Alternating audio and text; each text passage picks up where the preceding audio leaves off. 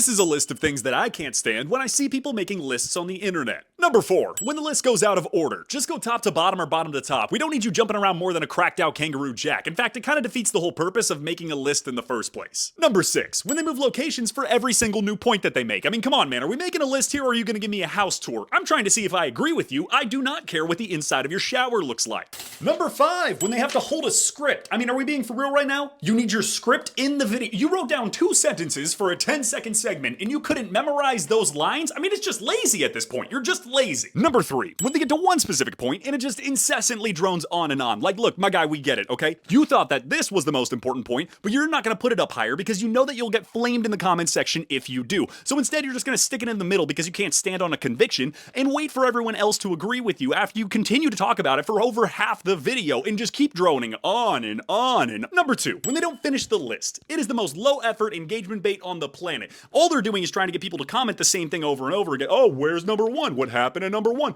Like and follow for part 2. Shut up and finish the list. It's a list. You can finish it. And the number 1 thing that I can't stand when I see people making lists on the internet is, all right, what do you want to watch? There's this awesome new anime and it just came out. Oh God, not you too. What? I'm serious. It's a great show. Do you seriously watch anime? And you don't? No, because I'm not 12 years old. You do realize that some of the best shows ever created are anime, right? Maybe in your opinion. That's not even just my opinion. If you go onto IMDb's top 100 shows of all time, 12 of them are anime. That doesn't change the fact that they're basically all the same. What do you think every single anime is about? I don't know. Ninjas? Ninjas. Yeah, you know, like, what animes have you actually watched? I watched Naruto. You watched all of Naruto. Oh God, no. I watched like 3 random episodes on Toonami when I was 9 years old. I'm just not a big fan of the genre. Anime's not a genre. It's a medium that consists of every genre. I mean, there is action, drama, adventure, sports, romance, thrillers, comedies, and so much more. This is like saying that you don't like breakfast because a decade ago you tried a half-eaten pancake without syrup. Well, I'm more of a French toast guy. You're proving my point. Okay, you wanna know why I don't like anime? Please, enlighten me. There are way too many episodes. Whenever they try to tell a joke, it usually falls flat. Most of the characters are overly expressive to the point of being annoying. The fan bases are full of weirdos. It takes way too long to get to a plot line because they're all so non-linear, and I don't like watching cartoons. Okay, I get it. I will stop asking you to watch anime. Thank you. So what do you want to watch? I don't know. I was thinking like Family Guy, American Dad, or Rick and Morty. You are the worst kind of person. The Vatican currently has the chance to do the funniest thing in the world because technically you don't need to be a cardinal to become the new pope. All you need is 2/3 of the cardinal's votes. And you could be anybody. So if they wanted to do a little bit of trolling, all they'd have to do is choose some absolutely random person somewhere in the world to become the new pope. They just hop on TV, they're just like,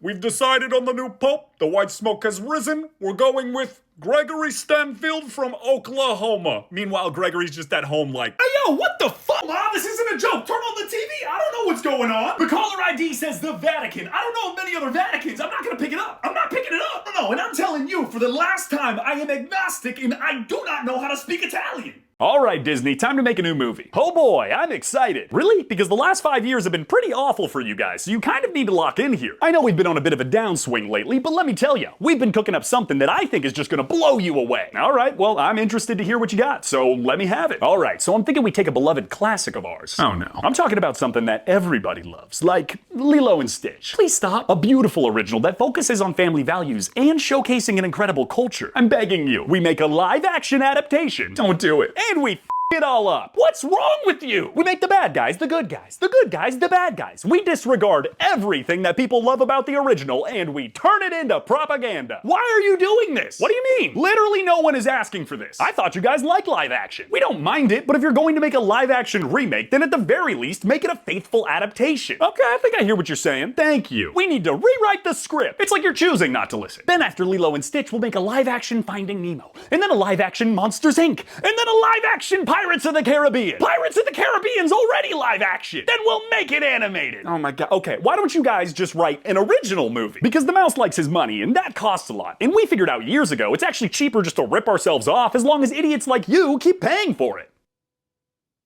Your stock price is half of what it was 5 years ago. You better watch your mouth, or Emperor's New Groove is next. Because it's May the 4th, I am once again making a plea to anyone at Disney that is willing to listen.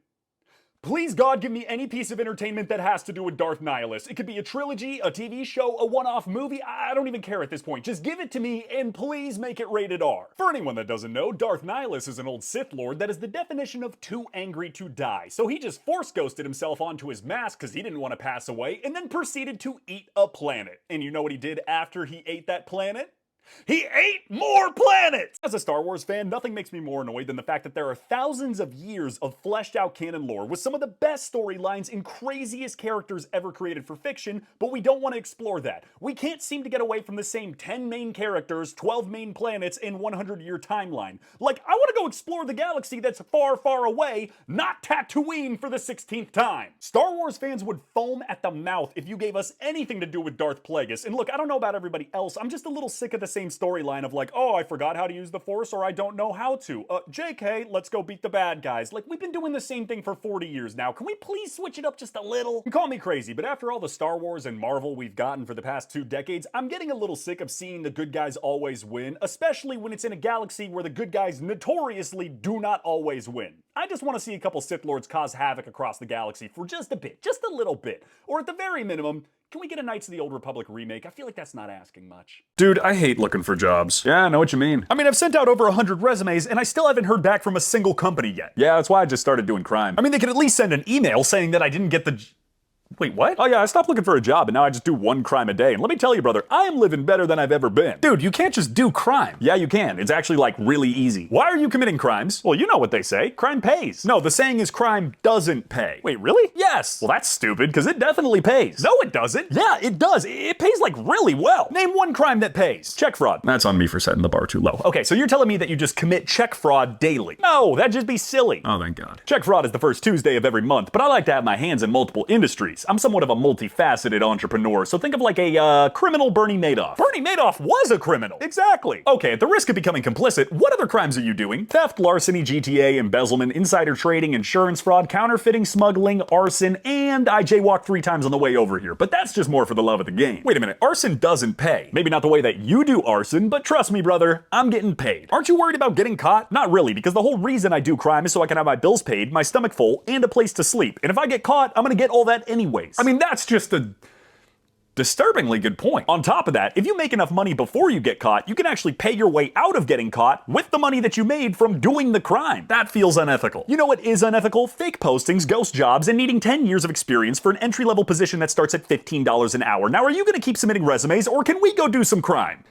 Yeah, alright, let's go do some crime. Yes, let's go. Today is arson. It's crazy that as kids, we all thought the scariest things in the world were like quicksand and the Bermuda Triangle. And then we all grew up and realized the actual scariest things in the world are like table salt and getting out of your shower. As a small child, I had this unwavering fear of piranhas due to entertainment, where I figured that anytime I jumped into any body of water, it just might be my last.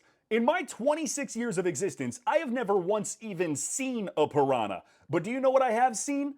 Credit card debt. And if it came down to a choice between the two, I'm probably going with the piranhas. It feels like as little dudes and dudettes, we're being told to worry about all the wrong things in life. Like, oh, whatever you do, don't succumb to peer pressure. The only time I have ever had to worry about peer pressure was from my best friends, and usually it was for a pretty good reason. You wanna know what's scarier than peer pressure? Misfiling your taxes. For all the children listening, I can assure you, the boogeyman is very real, but he doesn't live under your bed. Oh, no.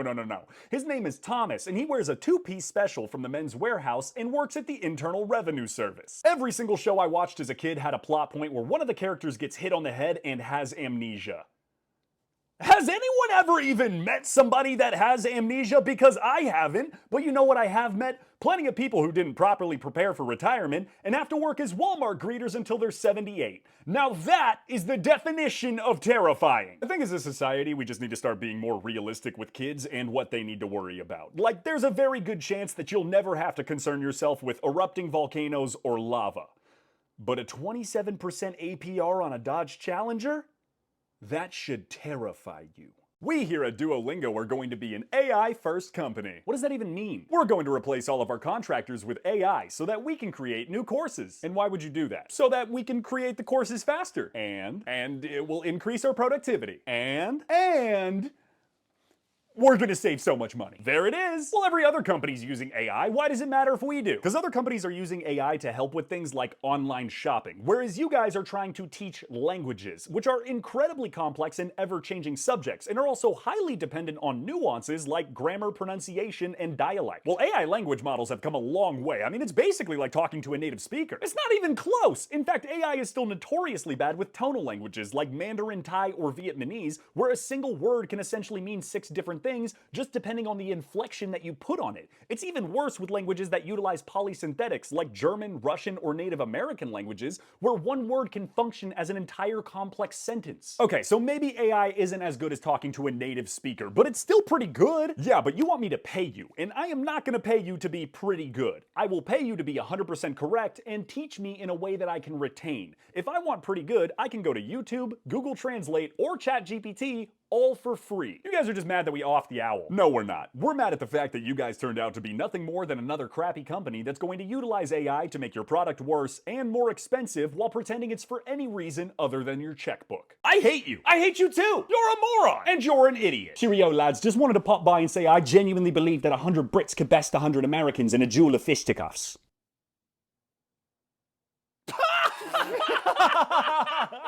Oh my god, okay, that was a good one. And they say Brits don't have a sense of humor. Well, they don't, but I guess sometimes they get lucky. True. Oh my god, I think he's being serious. No, that's... Wait, you're not serious, are you? Well, of course I'm serious.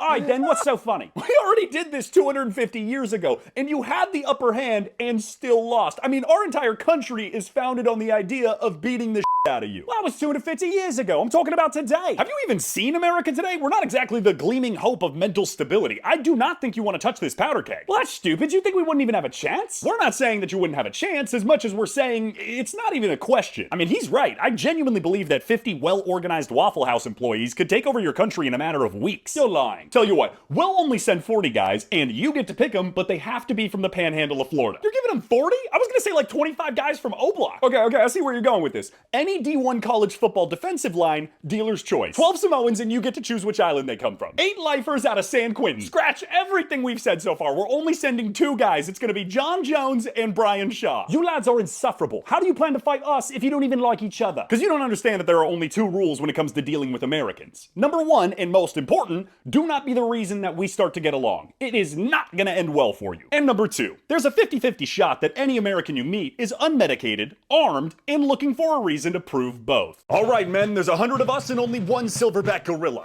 Now I want everybody out there on their worst behavior. I want a Harambe Part 2. I want to show this King Kong why he's King Wrong. Now all I gotta ask is who wants to go first? What are you talking about going first? Well, you know, someone's gotta go first. We're not gonna go one at a time. Well, yeah, but there's 100 of us and only 1 of him. So, like, realistically, only about 10 or 20 of us can attack him at the same time. And let's be honest, that first 10 or 20, they are not gonna make it. Yeah, he does make a good point. Wait a minute, why aren't you going first? Me. Well, yeah, you did just give us a big speech. It kind of feels like you should be leading the charge. No, I see why you would think that, but I'm more like a general, kind of like a hype man, right? I gotta keep everybody's spirits up. I'm basically the George Washington of the group, and you never saw George Washington out on the front lines. That actually does kind of track. Yeah, I get where he's coming from. But that's just me, you know? So, why don't maybe you guys go first? Back problems? Nearsighted? My sciatica's acting up. What is sciatica? Kind of like an ear thing that I got. Oh, I'm so sorry to hear that. Really, man? I got an idea. Why don't we just send all the short people? Excuse me? Who said that? Oh, Jesus. Oh, ha ha, super funny. I mean, he makes a good point. You guys are generally pretty speedy, and you can make a great distraction to wear him down. Oh, so that's what we've been reduced to. Phrasing. A distraction. No, it was meant to be a compliment, like, you're our first line of attack. Why is it when it comes to talks about athletic prowess that short people get overlooked? Phrasing. Some of the best athletes in the world are short people. UFC fighters, gymnasts. We can fill big shoes too. You just gotta let us reach for the stars. Dude, you have to be doing this on purpose. Why don't we just send Big John? Is it Big John's turn to fight? No. Big John, remember we talked about this. Once Big Monkey is tired, then you get to go. If you go down early, the rest of us are done for. You got it, boss. Once the monkey tired, Big John will give him sleepy hug. Good boy, Big John. Somebody earned themselves an orange. I swear to God, if I catch you talking to Big John again, I will throw you at the gorilla myself. Good luck doing that while I'm biting your ankles. Hey guys, I'm gonna be honest here. You're both kind of acting like jerks right now. Guys. Maybe we just need to rethink the plan. Guys. Okay, so from the top. Guys! What? We took too long planning, and the gorilla has already taken out 42 people. What? Oh dear God, help me! He's using my bones to break my other bones! I'll be all right. Oh my God, you gotta be kidding me. Okay, new plan. New plan. We're all just gonna go. We're all gonna go right now. Come on, Big John. Big John! Oh no, my sciatica.